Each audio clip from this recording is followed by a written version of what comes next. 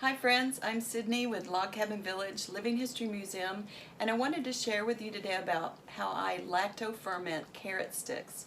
Lacto-fermentation is an ancient process of preserving food, and it also has a lot of great health benefits. So first you're going to need about 6 to 8 large carrots, cut in half and quartered. You'll need 3 cups of filtered water, 2 tablespoons of unrefined salt, and I'm also using some chopped fresh garlic and jalapenos and some fresh herbs. You don't have to use the jalapenos or the garlic or the herbs at all, just the carrots is great. Or you can try ginger and thyme or what other combination you might enjoy. That's the great part of this process, is that you can make it to suit your own tastes. So first, you'll need a clean glass jar. I'm using a quart wide mouth jar and a lid.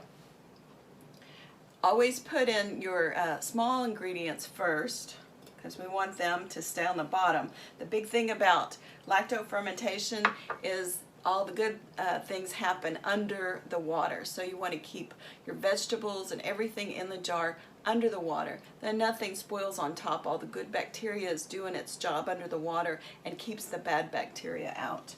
So after that, we're going to put the carrot, or I'm going to go ahead and put my fresh herbs in. I'm using dill.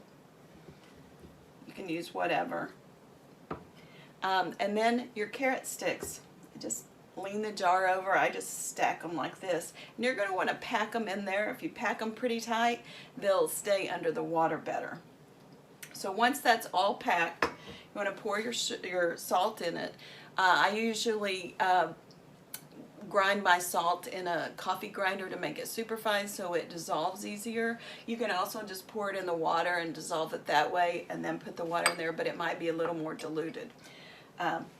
This is pretty hard to mess up though. As long as you have enough salt and everything's under the water, it's going to work.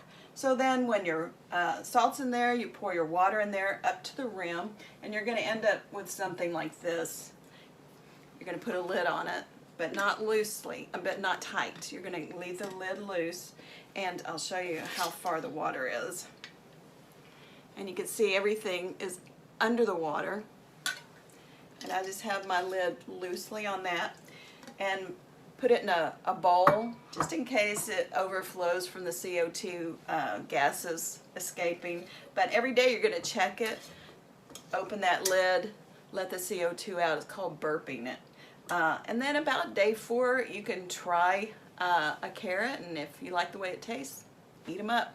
If you like them more tangy and a little more fermented, then leave them on the counter and continue to check them every day. And guys, that's it. I appreciate you watching today. I hope you try lacto-fermentation, and take care.